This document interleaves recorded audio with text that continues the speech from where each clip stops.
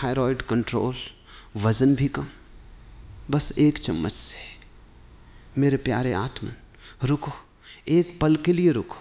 तुम्हारा शरीर जो थका हुआ महसूस करता है, जो वजन किसी भी कोशिश के बावजूद कम नहीं होता, जो सुबह उठते ही भारीपन लगता है, ये सब सिर्फ एक ग्रंथि की गड़बड़ी नहीं है। ये तुम्हारे भीतर की एक बहुत पुरानी, बहुत गहरी कहानी है। और आज मैं तुम्हें वो पूरी कहानी सुनाने जा रहा हूँ, बिल्कुल शुरुआत से। पहले एक बात समझ लो बहुत साफ शब्दों में, जो कुछ भी मैं आज तुम्हें बताऊंगा वो तुम्हारे डॉक्टर की जगह नहीं लेता, वो तुम्हारी दवा की जगह नहीं लेता। अगर तुम्हें थायराइड की दवा मिली हुई है तो उसे कभी मत छोड़ना।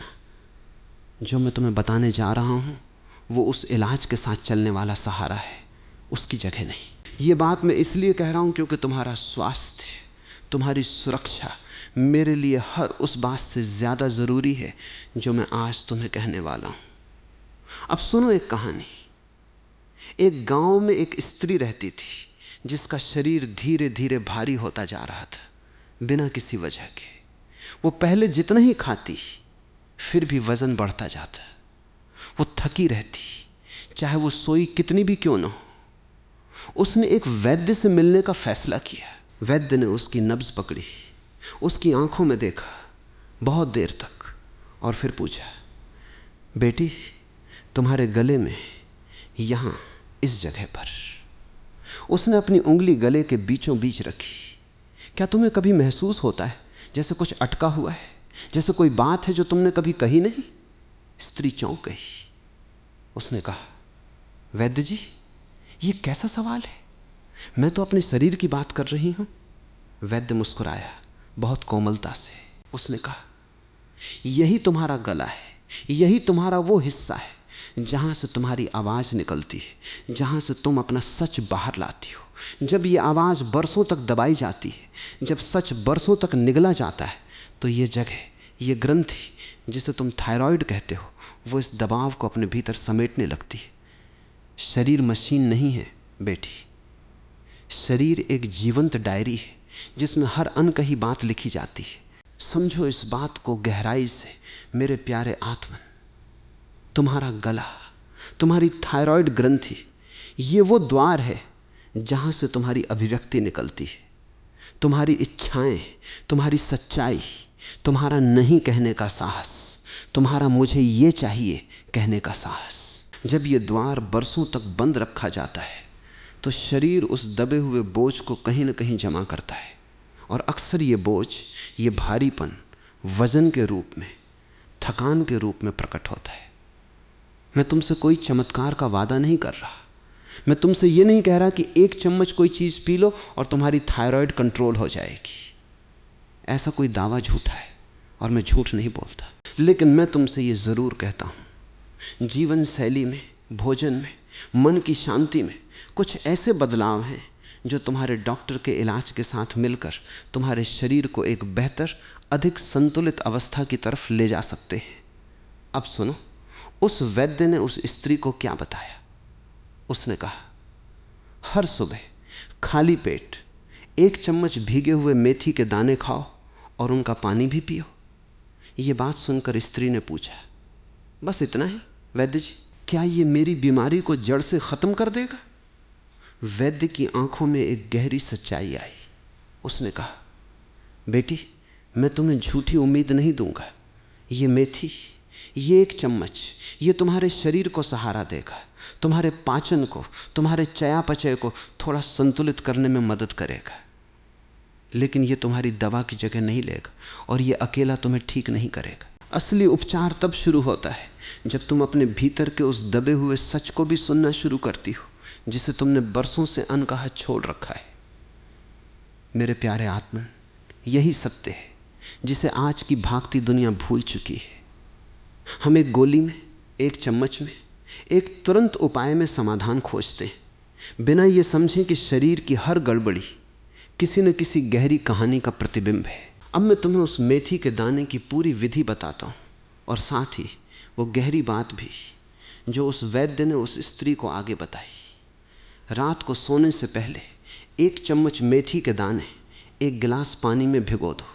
सुबह उठकर खाली पेट उस पानी को पी लो और उन दानों को धीरे धीरे चबा कर खा लो। मेथी में ऐसे प्राकृतिक तत्व होते हैं जो पाचन को सहारा देते हैं और शरीर के चयापचय को थोड़ा संतुलित करने में मदद करते हैं। लेकिन याद रखो, ये कोई तुरंत असर करने वाली चीज़ नहीं है। ये धीरे धीरे हफ्तों में अपना असर दिखाती है, और वो भी तभी जब इसे बाकी जीवन शैली के बदलावों के साथ अपनाया जाए। अब सुनो वो गहरी बात।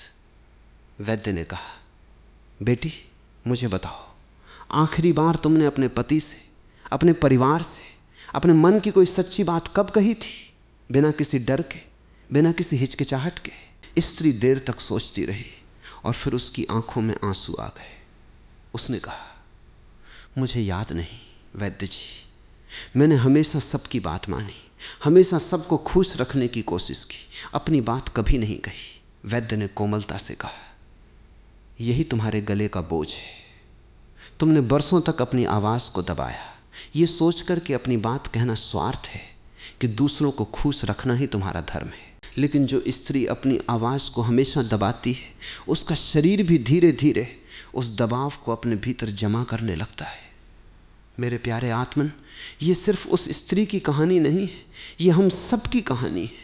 हम में से कितने लोग हैं जिन्होंने बरसों से अपनी सच्ची बात, अपनी सच्ची इच्छा, अपने सच्चे नहीं को दबा रखा है।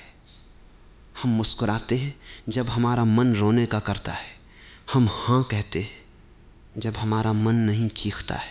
और ये हर दबा हुआ शब्द कहीं ना कहीं हमारे शरीर में जगह बनाता है।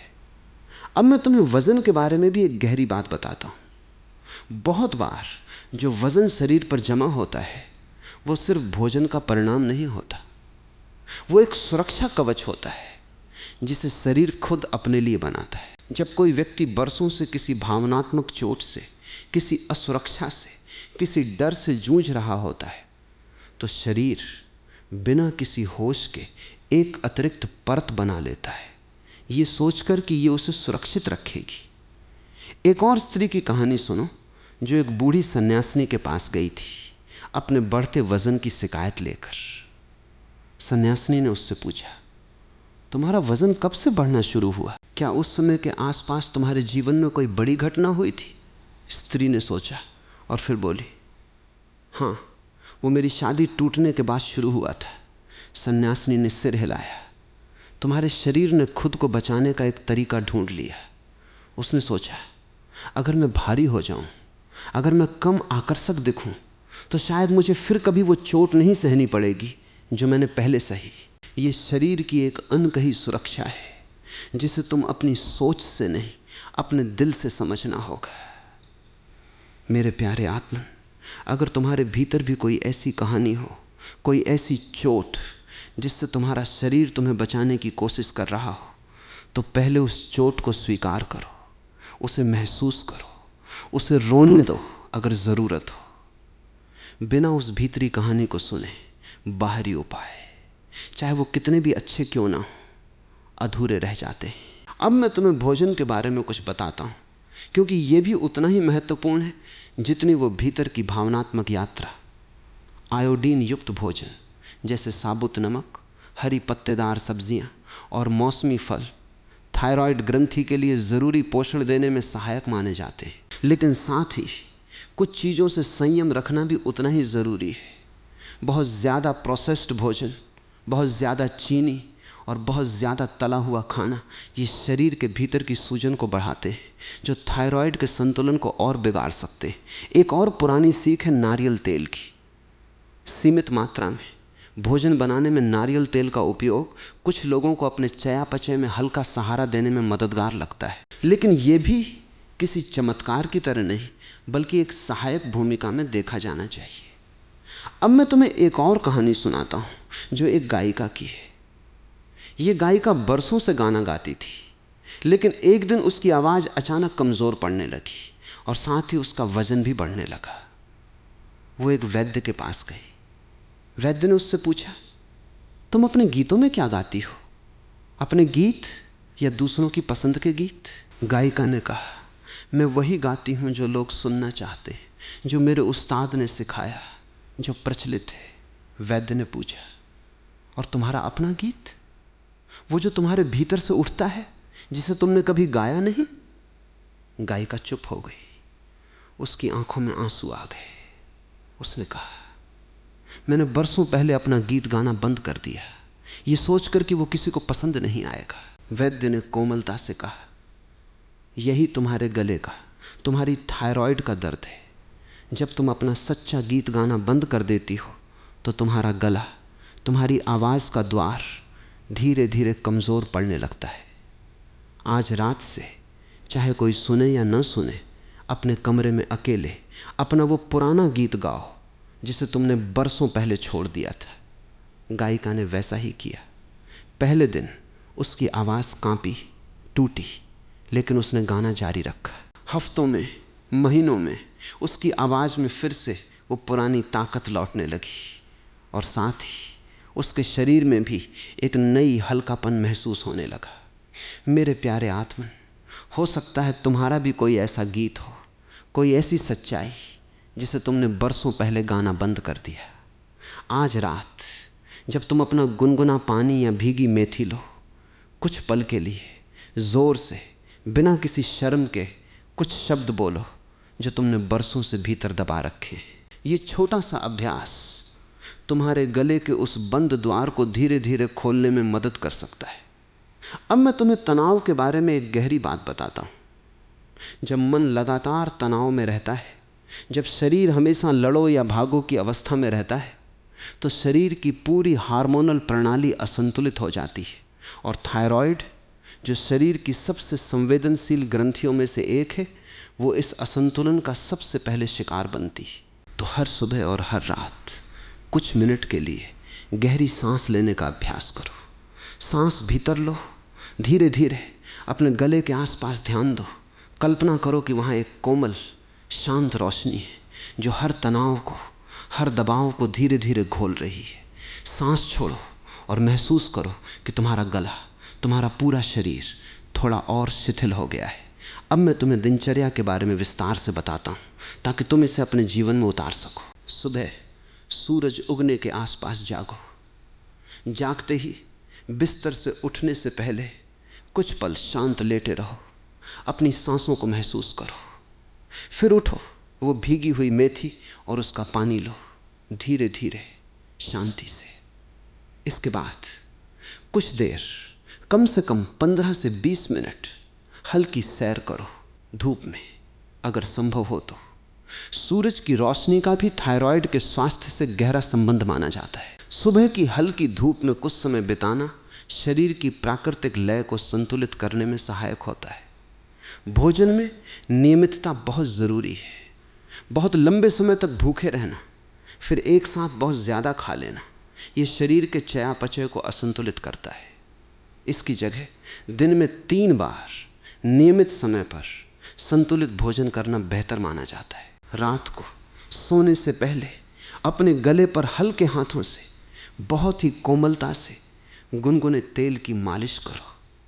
ये मालिश किसी चमत्कार का वादा नहीं करती, लेकिन ये उस हिस्से को प्रेम, ध्यान और उपस्थिति देती है जिसे शायद तुमने बरसों से नज़रअंदाज किया है। अब मैं तुम्हें एक और कहानी सुनाता हूँ जो एक बहुत सफल व्यापारी स्त्री की है, जो अपने कारोबार में इतनी व्यस्त रहती थी कि उसे अपने शरीर की सुनने का समय ही नहीं मिलता था। ये स्त्री हर दिन सुबह से रात तक मीटिंगों में व्यस्त रहती, फैसले लेती, दूसरों की जिम्मेदारियां संभालती। धीरे धीरे उसका वजन बढ़ने लगा, उसकी थकान बढ़ने लगी, और डॉक्टर ने उसे थायराइड की समस्या बताई। उसने दवा लेनी शुरू की, जो बिल्कुल सही कदम था, लेकिन उसे लगा कि सिर्फ दवा काफ़ी नहीं है, कुछ और भी बदलना ज़रूरी है। वो एक वैद्य के पास गई, अपनी दवा के साथ साथ कोई सहायक जीवन शैली समझने के लिए। वैद्य ने उससे पूछा, तुम आखिरी बार कब रुकी थी, बिना किसी काम के, सिर्फ अपने लिए? व्यापारी स्त्री ने कहा, मुझे याद नहीं। हमेशा कुछ न कुछ करना है, कोई फैसला लेना है, किसी की जिम्मेदारी उठानी है। वैद्य ने कोमलता से कहा, यह लगातार भागना, ये कभी न रुकना, तुम्हारे शरीर को यह संकेत देता है कि कोई खतरा है, कि आराम करने का समय कभी नहीं आएगा। और जब शरीर हमेशा इस अवस्था में रहता है तो उसकी हार्मोनल प्रणाली जिसमें तुम्हारी थायराइड भी शामिल है, असंतुलित हो जाती है। तुम्हारी दवा अपना काम करेगी, लेकिन अगर तुम अपने जीवन में रुकना, आराम करना, खुद को समय देना नहीं सीखोगी तो शरीर पर यह दबाव बना रहेगा। व्यापारी स्त्री ने अपने जीवन में एक बदलाव किया। उसने हर दिन अपने व्यस्त कार्यक्रम में आधा घंटा सिर्फ अपने लिए निकालना शुरू किया, बिना फोन के, बिना काम के, सिर्फ शांति से बैठने के लिए या हल्की सैर के लिए। महीनों में उसकी दवा के साथ साथ उसका पूरा शरीर, उसका पूरा मन ज्यादा संतुलित महसूस करने लगा। मेरे प्यारे आत्मन, ये कहानी तुम्हें भी एक सवाल देती है। क्या तुम अपने जीवन में, अपने काम में इतने व्यस्त हो कि तुमने रुकना, अपने लिए समय निकालना भूल गए हो? आज मैं तुमसे कहता हूं, रुकना, खुद को समय देना, यह कोई विलासिता नहीं है, यह तुम्हारे शरीर की एक बुनियादी जरूरत है। आगे की बात मैं तुम्हें जारी रखता हूं, क्योंकि अभी बहुत कुछ कहना बाकी है।